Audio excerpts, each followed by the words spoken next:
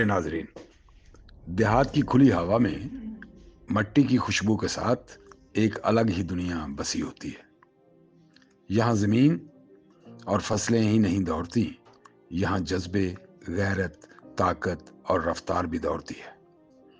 और जब बात हो कुत्तों के मैच या फिर कुत्तों के दौड़ की, तो समझ लें पूरा गांव दिल थाम कर सामने खड़ा होता है। देहाती मेलों का सबसे शोर शराबा वाला मंजर तब बनता है जब लंबे कानों वाले, पतले और तेज रफ्तार कुत्ते लाइन में खड़े होते हैं। गांव के लड़के उन्हें प्यार से पुकार रहे होते हैं, ओए शेरू, आज तूने नंबर करना ही करना है। जैसे इशारा होता है, कुत्ते की तीर की तरह निकलते हैं। लोगों की टोलियां चीखें मारती हैं, ढोल बजता है और गर्द की एक लहर उठती है। कुत्तों के मैच सिर्फ खेल नहीं, गांव वालों के लिए फख्र का मामला भी होता है। जिसका कुत्ता जीत जाए वो रात भर दोस्तों की दावत करता रहता है। असल मजा लोगों की जीते जागते जज्बात में होता है। कोई ढोल बजा रहा होता है, कोई नारे लगा रहा होता है, कहीं बच्चे खड़े तालियां बजा रहे, तो कहीं बुजुर्ग मुस्कुराते हुए कह रहे होते हैं, बस भरा, ये तां साडे पंजाब दी शान है। क्योंकि ये सिर्फ रेस नहीं, ये देहात की रवायत, मोहब्बत, मेहनत और अपने जानवरों से तल्लक की कहानी है। और इसी कहानी के इसरार और रमूज जानने के लिए हमने राजा आरफ कियानी को दावत दी है कि वो हमारे नाजरीन को बताएं कि ये मैच किस तरह होते हैं, पब्लिक ओपिनियन क्या है और हकीकत क्या है। जी प्यारे कियानी साहब, ये मैच किस तरह होते हैं? आजी साहब, ਇਹਦਾ ਬਕਾਇਦਾ ਇਤਮਾਮ ਹੁੰਦਾ ਹੈ, ਗਰਾਊਂਡ ਦੇਖਿਆ ਜਾਂਦਾ ਹੈ। ਫਿਰ ਸ਼ਿਕਾਰੀ ਜਿਹੜੇ ਨੇ ਇਹ ਜਿਸਲੇ ਘਰੋਂ ਨਿਕਲਦੇ ਨੇ ਨਾ ਤਾਂ ਬਕਾਇਦਾ ਇੱਕ ਫੰਕਸ਼ਨ ਦੇ ਜ਼ਰੀਏ ਨਿਕਲਦੇ ਨੇ ਤੇ ਦੁਆ ਮੰਗਦੇ ਨੇ ਕਿ ਅੱਲਾ ਕਾਮਯਾਬੀ ਦੇਵੇ ਤੇ ਮੈਦਾਨ 'ਚ ਫਿਰ ਉਹ ਜਾਂਦੇ ਨੇ ਤੇ ਉੱਥੇ ਫਿਰ ਮੈਚ ਹੁੰਦਾ ਹੈ, ਬੜੇ रूल ला ਨਾਲ ਹੁੰਦਾ ਹੈ। कियानी साहब, कुत्तों की लड़ाई में लड़ाई झगड़े भी होते होंगे? नहीं यार आजी साहब, ये तासर गलत है कि लड़ाई झगड़े होंगे। लड़ाई नहीं होती, बल्कि कुत्ता जे किसी का जुझ जाता है ना तो बड़े नारे मारते हैं तो सारा कुछ करते हैं। तो फिर जिदा हरदा है उन्होंने आके मुबारक देता है कि जितने वाले मुबारक देता है। तो हंसी खुशी नाल दोस्तों का शौक होंदा है, दुश्मनों का तो शौक नहीं होंदा। ये बुलडॉग इतने बड़े कैसे हो गए? पहले तो ये छोटे होते थे। ਇਹ ਆਜੀ ਸਾਹਿਬ ਪਹਿਲੇ ਸਾਡੇ ਨਾਲ ਇੱਥੇ ਛੋਟੇ ਕੁੱਤੇ ਹੁੰਦੇ ਸਨ, ਫਿਰ ਇਹ ਵੱਡੇ ਜਾਨਵਰ ਉੱਥੋਂ ਆਏ ਕਿ ਅਮਰੀਕਨ ਐਂਬੈਸਡਰ ਸੀ ਇੱਕ, ਉਹਨੇ ਪਤਾ ਨਹੀਂ ਅਮਰੀਕਾ ਚੋਂ ਲਿਆਂਦਾ ਜਾਂ ਕਿੱਥੋਂ ਲਿਆਂਦਾ। ਉਹਦੇ ਕੋਲ ਇੱਕ ਜਾਨਵਰ ਵੱਡਾ ਸੀ, ਕੱਦ ਵਾਲਾ। ਉਹਨੇ ਫਿਰ ਚੈਲੰਜ ਕੀਤਾ ਕਿ ਮੇਰੇ ਇਸ ਜਾਨਵਰ ਨਾਲ ਜਿਹੜਾ ਮਰਜ਼ੀ ਲੜਾਵੇ।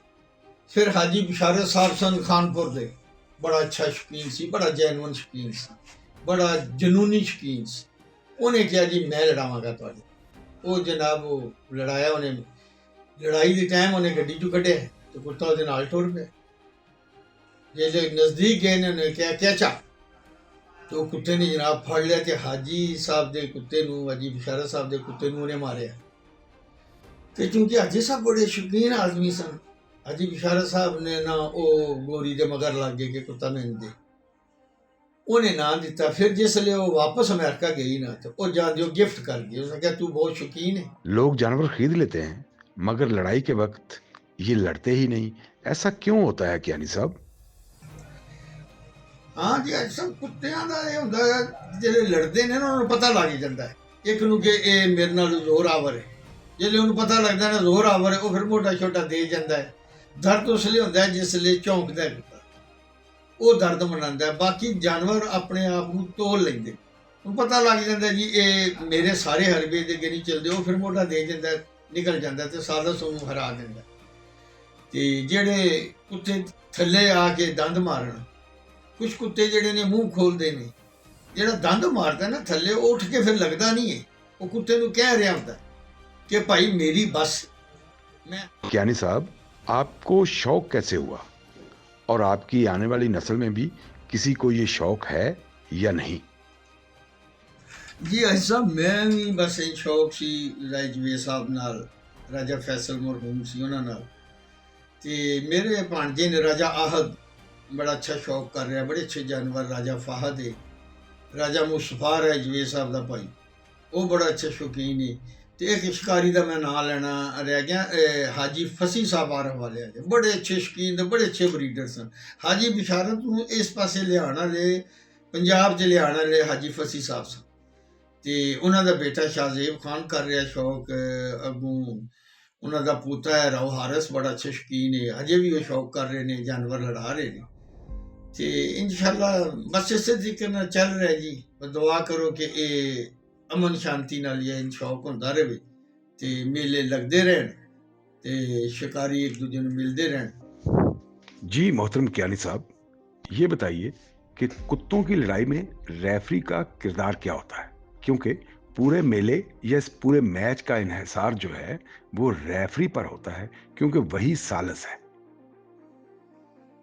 ते ये राणा खालिद समुंदरी वाले, वो राणा खालिद सी, वो डीसी मोहम्मद खान होंदा सी, सरगोदा का बहुत अच्छा सालिस सी।